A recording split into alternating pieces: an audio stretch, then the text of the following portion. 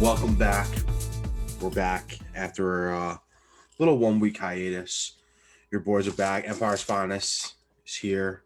I'm your host, Adam Krieger. As always, my left, your right, my man, Anthony Fontanello. Font, how was your break, brother? That was great, man. Florida, Florida's a damn good time.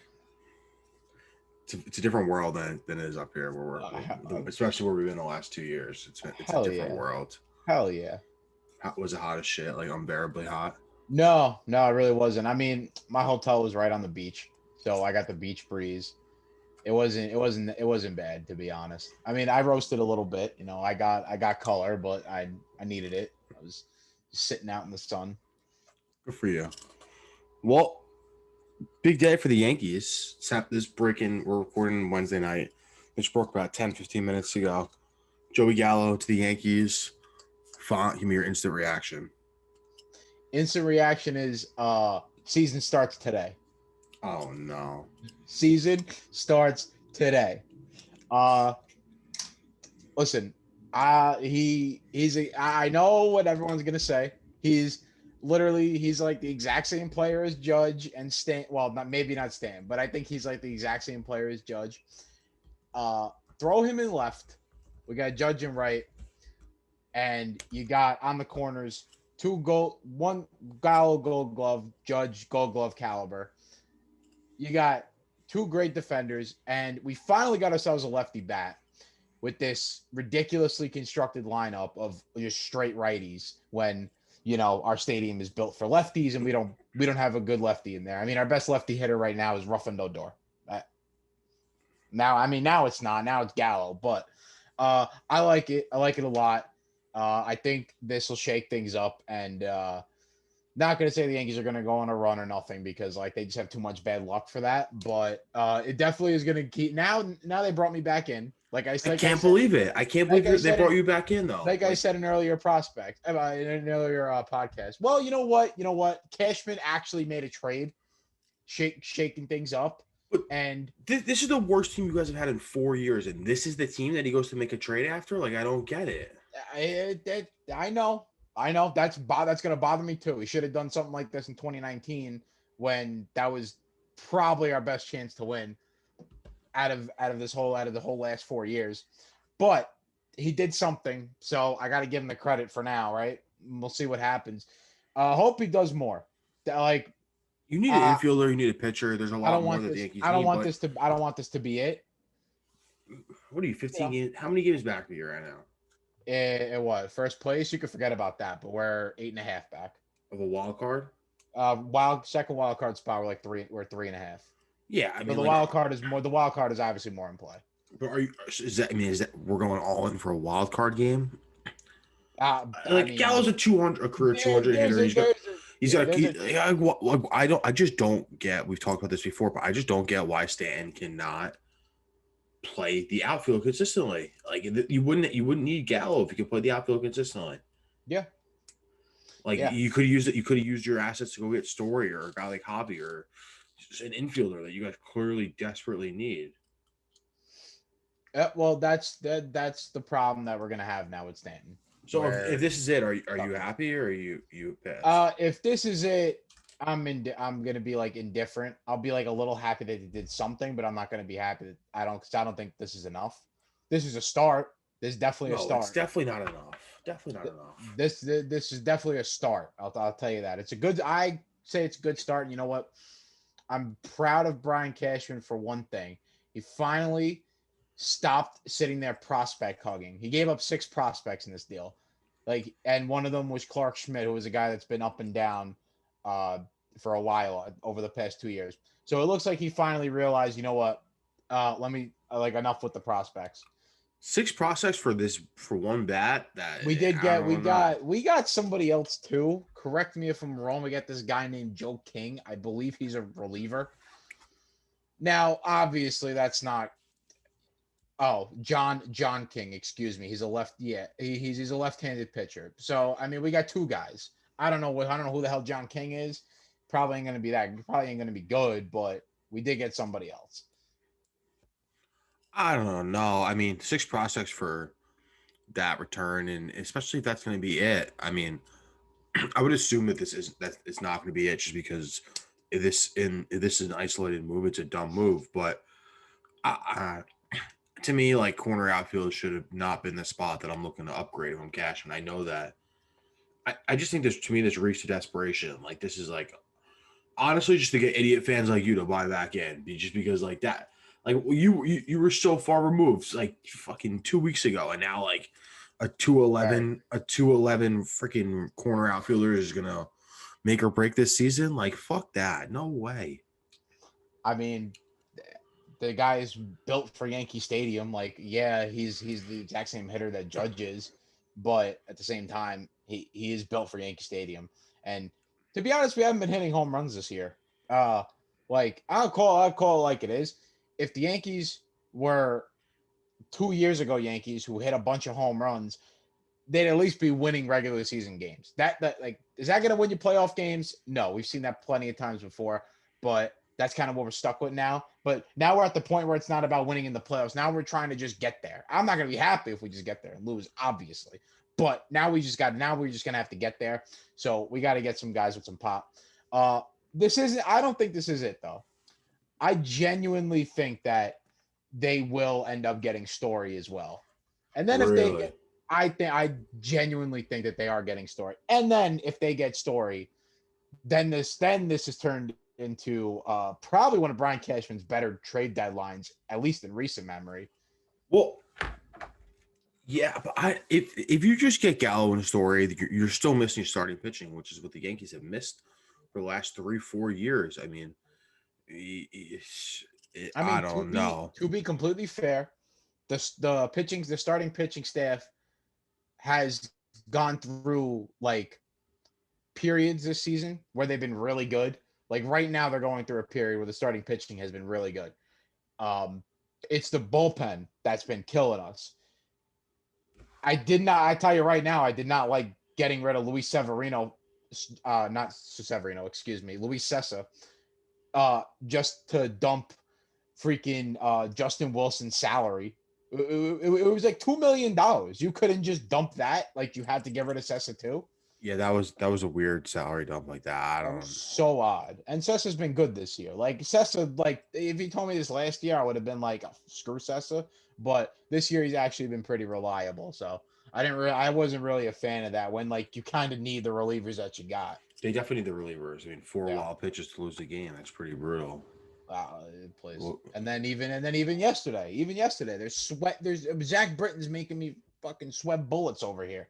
This guy can't fucking throw a strike. And Chad Green right now is just, I don't know, dude just got the yips a little bit because he's getting hit all over the place. yeah, I mean, the Yankees did inquire about Scherzer. So did the Mets.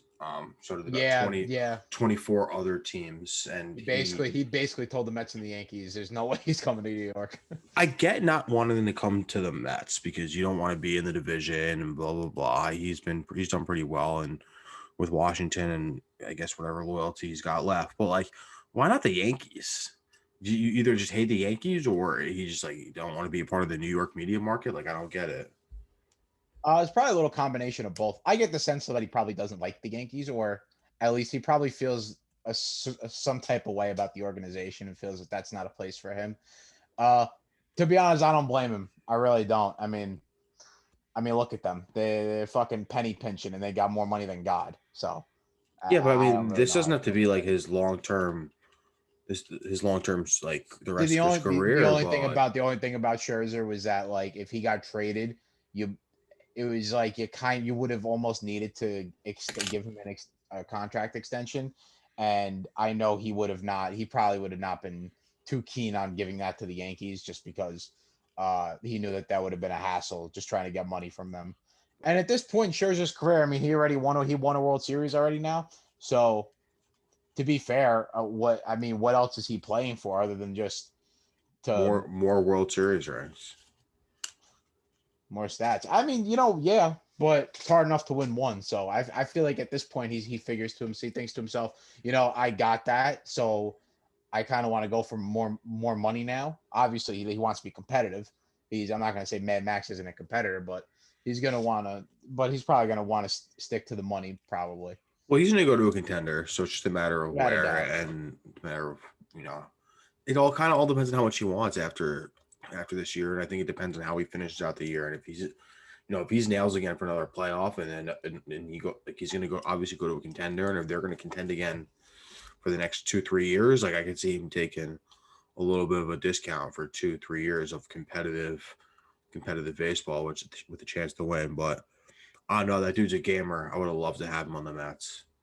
Yeah, believe me, I would have loved to have Garrett Cole and Max Scherzer as my 1-2. That would have been phenomenal. I mean, listen, I can't really be. I'm growing a little impatient. It's like I said, it's Wednesday night. Trade deadline's Friday at 4 p.m. Yeah. and the Mets have been a little bit quiet. They did get Rich Hill, which is huge. They needed a starting pitcher. They really did. Especially with Syndergaard. No one knows what his deal is anymore. Now there's a rumor that he could be like a back end. He could be a back end bullpen guy come playoffs if we get there. So he's clearly not making it. So Yeah. he's not starting anytime soon. Carrasco's making a rehab start, but at the end of the line or whatever, bottom of the line, end of the road, Mets need starting pitchers, but they also need a bat. This has been a hot topic in the MLB Slack chat, but I'm not afraid to give up JD Davis. Like I think we kind of seen what we got from him. I would love Bryant just because his versatility, play him in any position. Yeah, that's a guy that you guys need. And spell guys and signing him too, because if you sign him, you're putting a lot less pressure on bringing back Conforto as a corner outfielder, and you have some versatility. Keep VR around for a little bit, and there's some things that the Mets can do. But I mean, ultimately, they're still bottom half of the National League in run score. They need a bat. Story. I've heard Story. I've heard Javi. I've heard KB. Any of those combination of the three of them. We need at least one, and I like another bullpen or just arm in general. Whether it's another starting pitcher that can come out of the pen with the 6-man rotation, but DeGrom's been hurt every other fucking week at this point. So if you give me 6 starting pitchers, I'm not going to complain, not one bit. Yeah, no, I don't blame you, man. What is up with DeGrom now? Like, what's going on with him now? I know he got hurt again, and they're kind of just shut him down for a little bit. Yeah, he's just got issues. Every single one of his previous injuries, aside from this one, came from swinging the bat, which is really fucking annoying to hear because we should be having a universal DH. I shouldn't worry about the best pitcher in baseball getting hurt swinging the bat in a fucking in a 2-0 ball game in May. Like, nuh-uh. I don't want no part of that. But I mean, so this one was the only one throwing related. He is going to get a rehab start down in the minors and see what's happened. But I mean, he's just got to be. That's why I want the 6-man rotation. Give him an extra day of rest. That's why he can let him ball out. He wants to push himself a little bit in the start. Fine. Give him an extra day to recover. So I don't know. I'm just growing impatient. Like I said, hopefully you guys are gonna be listening to this Thursday morning. Hopefully within 36 hours of the show coming out. Hopefully that's another deal. And I tell you, we're having a different conversation next week. Yeah. Yeah, I tell you what would be a great trade for the Mets. I tell you what, don't ask me who you would have to give up because I don't know, but you should make this work. If it be possible, get yourself Chris Bryant in a package deal with Kyle Hendricks. I'm thinking more Kimbrel, but yeah, it's gonna take that. You're gonna need, and the Mets are gonna have to give up a lot for it, but it's something you do. They're gonna have to give up. I'm cool with them giving up JD Davis, Khalil Lee, and there's one prospect who's off limits. It's the catcher. I forget his name, but we got a shortstop who's supposedly like a number he's a top 5 prospect, but Ronnie Marcy. Right, but you're gonna be behind Lindor for the next decade. Like what? True. Get rid of him. Get rid of him. Young. Why not? And Lindor's hurt, so like this could have been this guy's chance to get some big league, get him get him in front of more people, some scouts, some experience, use him like leverage him a little bit. But I don't know. We'll see what happens. Everything's fucking. Listen, the Mets are still playing meaningful baseball. Come the trade deadline, I'm a happy camper. to be honest. That is true. That is true. We're almost in August, and the Mets are. Well, listen, the Mets are going to run away with the NL East, or I mean, they're not running away with it, but they're winning the division. They've been in first place for practically the whole year. I just hope hope I'm not getting like a 2007 type collapse or some shit like that. But yeah, who knows? While we're on the New York sports topic, I just want to talk about this a little bit quickly. Zack Wilson remains the only first-round draft pick unsigned, the number 2 overall pick, and the Jets, they have a differing opinion on not how much Zack Wilson's going to get paid, but just how Zack Wilson's going to get paid and how frequently and when that money comes. To my understanding, Wilson wants a lot of his money front-loaded, which is what Trevor Lawrence got a lot of his money up front. Nick Bosa and a lot, whatever. The president has been changed the last few years about these players getting paid up front, and obviously the NIL stuff changed a lot, and there's going to be less of a strap for cash from these kids coming when they're about to become pro. But like Wilson didn't benefit from any of it. Anyway, bottom line, he's not fucking participating in training camps, and that's an issue. Like, how are you not going to have your rookie quarterback in camps day one? Like, figure it the fuck out, Joe Douglas. I tell you right now, I don't know if this is a Joe Douglas thing or it's a Woody Johnson thing. I tell you right now, I got the gut feeling that this is 100% a Woody Johnson thing. Oh, no, it's a Woody Johnson thing. It is. I shouldn't have said Joe Douglas. It's 100% a Johnson thing. Yeah, like, how do you do this to the guy you just drafted number 2 overall? Like, they did the same thing with Darnold. Like, they gave him the money at the end of his first year. Like, why just like, okay, it worked with Darnold. It's not going to work with this kid. Just give him his fucking money, dude. You're trying to like in the fine print your franchise quarterback essentially. Like, this is the guy that you're giving the keys to the kingdom, and you're not like doing what I wouldn't say that do what he wants completely, but you gotta work with the guy a little bit. I mean, listen, if he wants the contract more front loaded, you got a guy in Trevor Lawrence who already got the contract front loaded. Give the kid the money, man.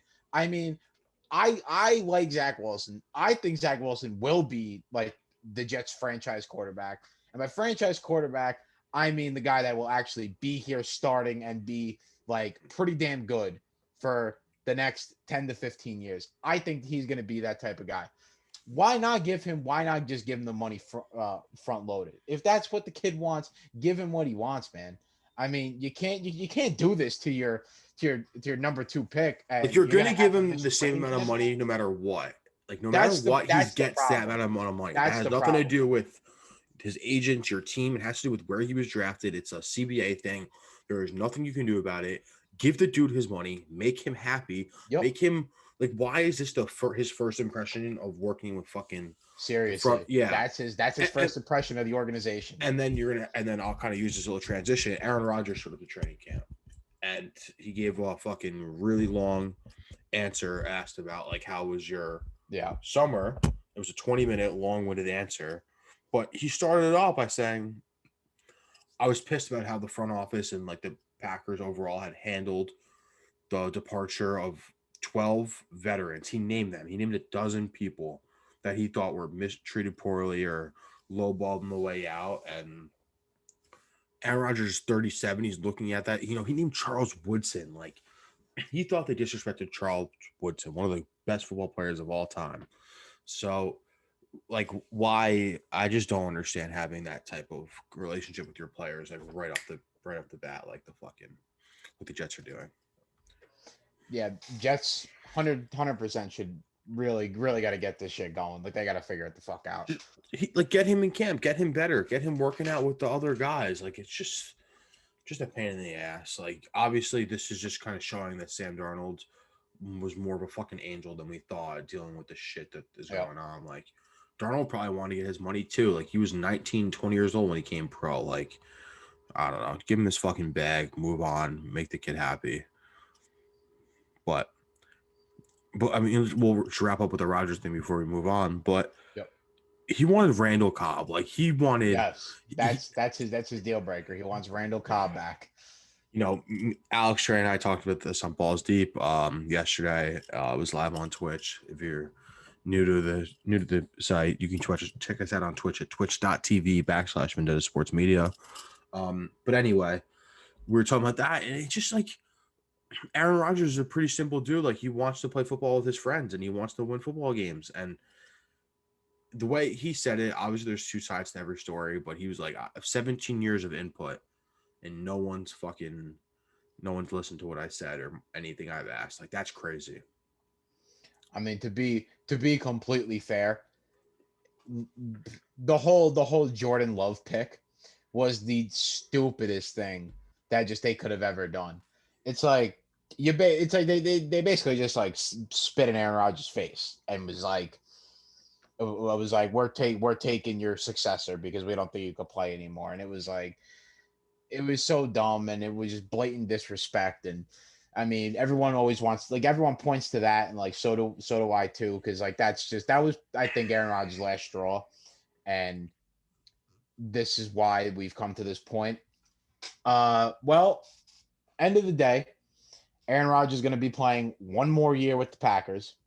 And from the looks of it, looks like him and Devontae Adams will just be playing one more year for the Packers, and they will both be gone unless something drastic happens and they do something like win the Super Bowl and the team, like, and the ownership like changes. I don't even like, know that would fix it, to be like honest. changes philosophy. Probably not. I mean, shit, at that point they'd probably both just be like, it was a great run, and that's that. And then they're gonna move on.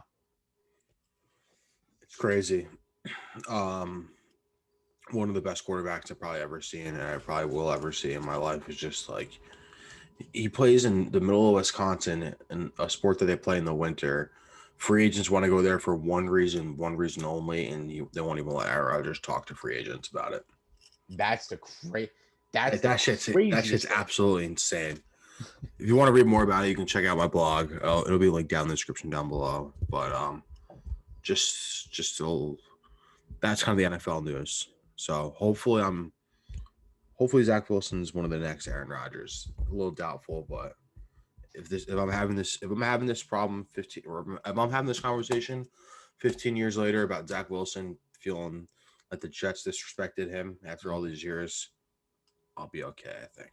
Yeah, I think you'll be fine. All right, we're smack dab right in the middle of the 2020 Olympic Games, except we're in the year 2021. That's right. So a little confusing. A little confusing at times. Anytime you turn it on, it's just like 2020 everywhere. It's like, we can acknowledge that it's not 2020. Yeah, I know. I know they're the 2020 games, but like, you guys have all this fucking money at IOC. Like, change some fucking signs for me. Jesus. Like, at least make one joke out of it. Just like, I don't know.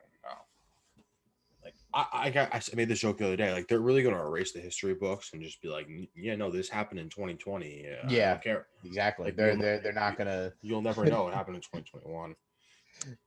You'll never know. 50 years from now, kids are gonna be like, well, why is the date different? Like, why does it say that this happened in 2021, but it says 2020 on the thing?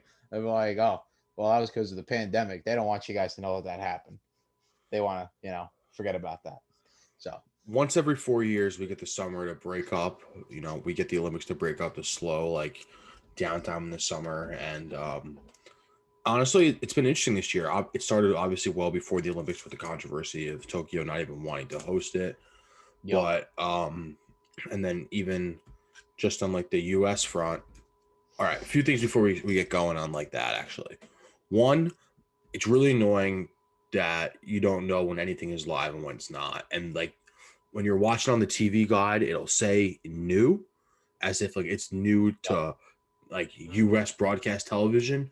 Meanwhile, this happened 16 hours ago. Like, I woke up, had to have been, I guess it was Monday morning or Tuesday morning, and it was Simone Biles out of the Olympics.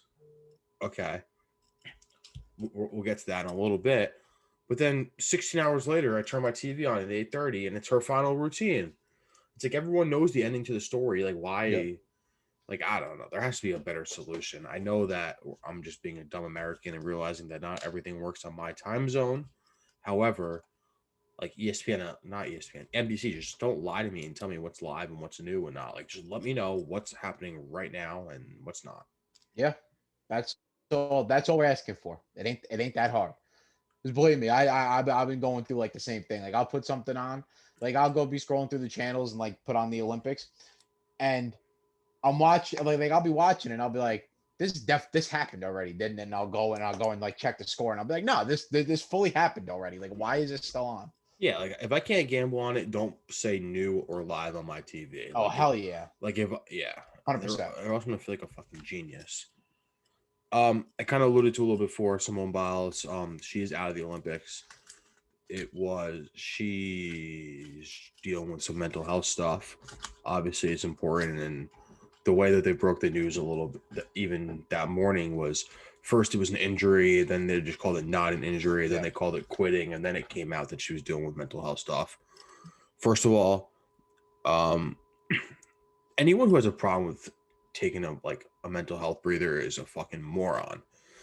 But especially like when like gymnastics, especially in the USA, is like the most dirty, gross, fucked up organization in the entire world. Like they were enabling like one of the worst serial rapist fondlers in the world. Yeah.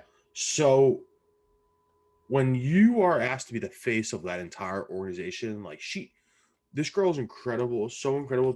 She has two new moves named after herself that no one else is even like physically capable of doing. Like that's how much pressure she lives up to in and day out. And like we said, these once every 4 years type thing, like there's a lot of there's very few moments to, there's a lot of pressure for these one moment, and it's just I don't know. Anyone who has a problem with taking backing out, it's not like it was a team event either. Like I don't know. Like you're not letting your team down. You're not letting your country down. I'd say most of the takes were pretty rational on it, including everyone at the site. But Twitter's got some weird motherfuckers on it. Well, that's Twitter, man. That's Twitter for you. You'll always find someone to argue with. They just argue just for the sake of arguing. I don't got. I mean, yeah, I don't got a problem with it. You got to deal with your mental health stuff. Take it easy. I mean, we still medaled in the event that she pulled out of. It's just one of those things. It's like, go ahead, do you? It's no big deal. I mean, especially, for me, I don't know. Would I have a different opinion on it if it was like somebody on the men's basketball team? To be honest, I might, at least a little bit. But it's a girl doing gymnastics. Like let her be. Like it is what it is. And I know everyone on Twitter wants to act like they're gymnastics experts all of a sudden, because that's what happens every Olympic season. 4 years, yeah. Random ass sports. All of a sudden, everyone's a fucking expert on it. So just let the shit go, man. Like it is what it is. Like leave the girl alone. Yeah, it's been an interesting few days on Twitter, to say the least. Yeah. Few last things to the Olympics. Last night I was watching I think it was the 1500 meter freestyle. Oh my god, that was 15. Can you believe that? I didn't even know that. Did you watch that, right? I didn't know that was an actual race. Yes, it's the first time it was the Olympics. You want to know the fucking craziest part about that font? And I don't know if you thought this was as crazy as I did. They fucking ran a commercial right in the middle of a gold medal race. That's amazing. Like 15-minute race. Like you can just leave we can see the race for 15 minutes. You give us a commercial after it. I thought that was horseshit, like a full-blown horseshit. That's just terrible. Like, I don't know. Like, I definitely didn't see the commercial. I think I caught it after that, but I could very well see that you're in the middle watching the race. All of a sudden, commercial. It's like, what the hell happened? Like, and then you come back and like, what if what if like 3 positions changed? You're like, how did this happen? I mean, I guess it might have been a little bit different. I was streaming it from my computer, so I got a full commercial. But apparently, if you're watching like from regular cable on a regular TV, it was like picture in picture, and they put the race in like this top right small corner or something. Okay. Even still, like yeah, we owe these fucking Olympians. They bust their ass literally for our country, our flag. We base so much of our athletic like ability on Olympic gold medals. Like, let's just give the girl her 15 minutes for the first like gold medal ever in this event. Like, I don't know. I just thought that I think the NBC is kind of handling this all pretty poorly, putting shit behind their fucking premium streaming That service. is the most ridiculous thing. I swear to God, when I found out that you had to get Peacock just to watch men's basketball, I was infuriated. Did you get Peacock just to watch them lose? No, I already had Peacock. So I ended up just watching them lose. But I do like I already have Peacock for WWE, which I was not happy that I had to go and get Peacock for that. But anyway, uh, no, I didn't just get it just for men's basketball. But the fact that I had to see it on Peacock, I was I was pretty annoyed. You really just took this and put it behind a paywall. Like that's some crazy shit. That is crazy shit right there. Basketball makes the most sense. Like, a lot of people want to watch that, so Yeah, that's I could probably gonna be I that's gonna could be see one of the most NBC is trying to squeeze that, but viewed like things. they're putting wrestling behind the paywall. Like wrestling just never ever gets fucking Did national wrestling TV. start yet? No, not yet. Okay, I thought so. I'm saving my free Peacock subscription for the 7 days of like literally I'm gonna Yep. pick like a half hour before the wrestling tournament starts so I can make sure I get the week of Peacock for that. Because yeah, like it's like I literally been waiting for literally 5 fucking years for this Olympic Games and you're gonna put it on a paywall Peacock, like get the fuck out of here. And that doesn't even and we haven't even started talking about them DMCAing literally every single person that posts anything on Twitter. Like I don't know. It's The re- crazy. I mean, I don't even want to. You know what? Honestly, fuck the Olympics because they cut wrestling weight classes so they can put 3-on-3 basketball. Just so they could play some fucking pickup basketball at the Olympics, they cut wrestling weight classes. Like that's garbage. Tell me how crazy that is. We're saying you got three on three b ball, and they have 4-on-4 b ball too. No, like They have 3-on-3 and 4-on-4. I said for I honestly sat there and said for what? Like really for what are we doing 3-on-3? I just don't understand why and like why are we cutting spots anyway? Like cool ad sports make like surfing awesome. It was cool watching. I watched a few minutes of it. All this other cool shit, fine, but don't cut sports, and especially don't cut sports for different versions of a sport you already have. Yeah, and well, I have a big. I went on like a. I was on this big thing. So I'm sure you remember back. I want to say it might have been like 5 years ago, or I know it was like in between period of the Summer Olympics. It was an in between period of the Summer or Winter Olympics, and they wanted to cut wrestling altogether. Yes. That was the most asinine thing in the world. Like, I'm sorry. I know that wrestling is not the biggest rated like sport is that's out there. It's the most people that are interested in it are people that wrestled in high school and college. I get that, but wrestling is literally the original sport of the Olympics. I mean, this sport was in the Olympics when the Olympics first started, and it's like this is a sport that's it's so much heritage and just tradition about wrestling and the Olympics. I go hand in hand that there's no way you could sit there and really say we're going to cut wrestling from the Olympics. I was mad that they cut baseball from the Olympics, but I would be infuriated if they cut wrestling from the Olympics. Yeah, they did do a good thing and bring baseball back, but I was really not happy when they cut it the first time. To me, the baseball thing kind of sucks because all the best players are playing it away. Like Todd Frazier is playing for Team USA. Like I don't know, Mike Trout's You playing know, left I'm not field. gonna. I'm not gonna lie. I think I like the fact more that it's during the baseball season, so that I can, so that you can like see guys that are like fringe MLB players, like free agents. I like that they're playing. I don't know if I like because you know why when the MLB players play, all I end up worrying about is if my players get hurt. That I know that happened to me during the Olympics for hockey during the Winter Olympics when the NHL used to do they used to put a pause right in the middle of the season, and I remember first of all that was stupid as hell. They're going back to that. I don't. They're doing that next year. That's not a good idea because what happened the last time they did that was really bad. The last time they did that, a bunch of guys got hurt and there was like numerous teams that fell out of playoff contention because their star players got hurt from the Olympics. Well, hockey players are different, bro. They love that shit. Like they love playing for the That's the Olympics. thing they do. They Like do. Ovi wouldn't play for the Caps, so they wouldn't let him play for the Olympics. That's a great thing. Hey, that's a man that loves his country right there. The man that loves Putin. He's communist Ovechkin.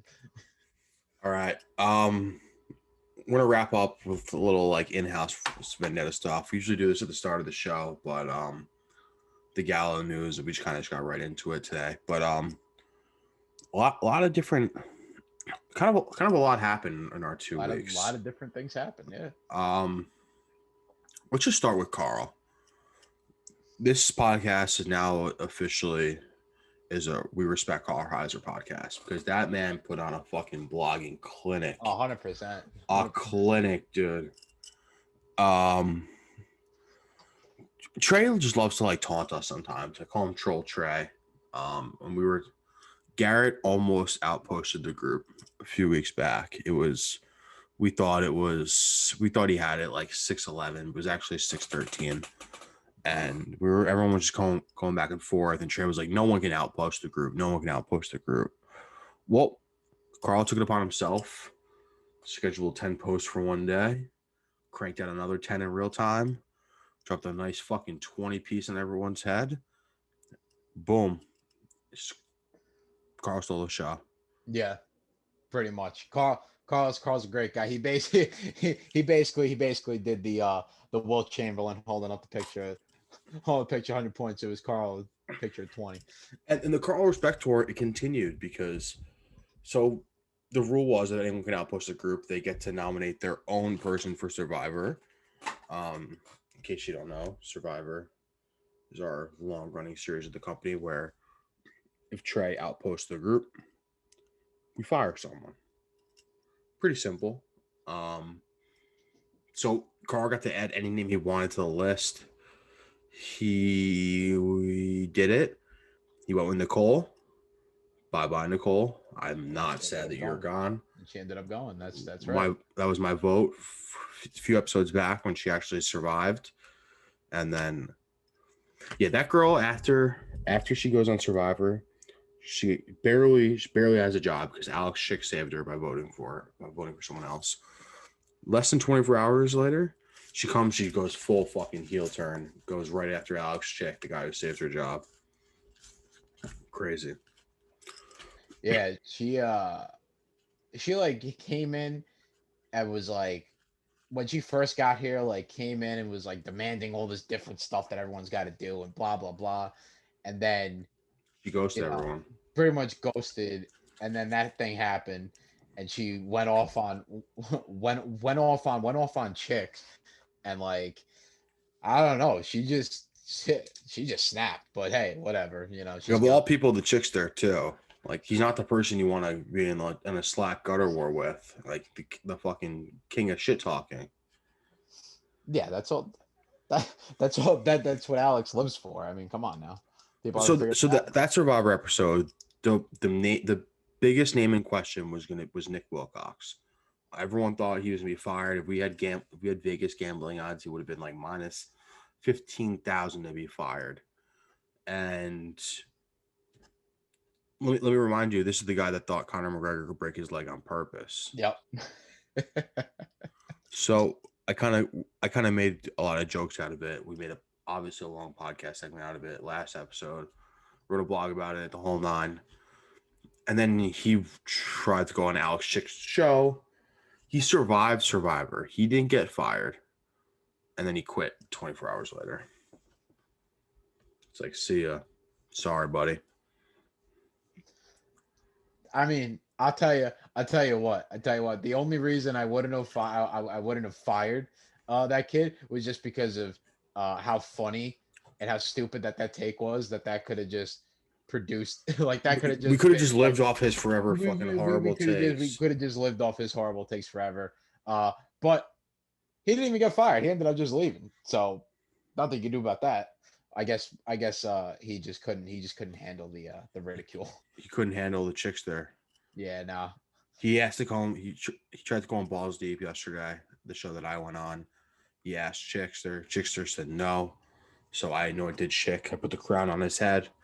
He said, "You're a king," and I took Wilcox's spot, and we didn't talk any fantasy football. I gave John Ross as my sleeper. How crazy! Okay, that's pretty crazy. That's one hell of a sleeper. Let You me tell you. you should have seen Trey's face when I said that. You would have thought I was speaking a different language. Yeah. So if you want to check out the highlights of that show, it's definitely in the YouTube. It'll be on the YouTube channel.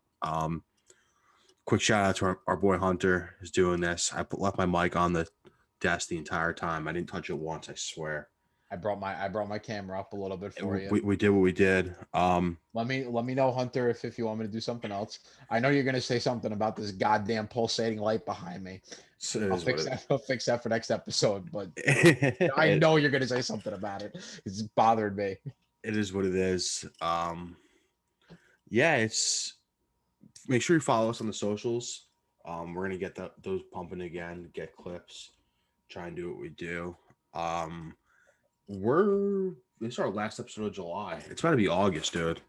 Yeah, shit goes fast, bro. Bro, we're fucking here. Like, football season's around the corner. We're about to have MLB playoffs. Like, damn fucking straight football. Yeah, I can't go. I can't wait, dude. We're gonna have so much gambling content. Everything you need, we're gonna have it here at Empire's Finest. You follow the man, @font_1, right? Ant underscore font one on Twitter. Myself at Adam Krieger 1997. Follow the show on Instagram at Empire's Finest with a 1, and the Twitter is Empire's Finest, Empire with the 1 in the eye. Hope you guys enjoyed the episode. Yanks got Gallo. Who the Mets are going to sign? Find out next week on Empire's Finest.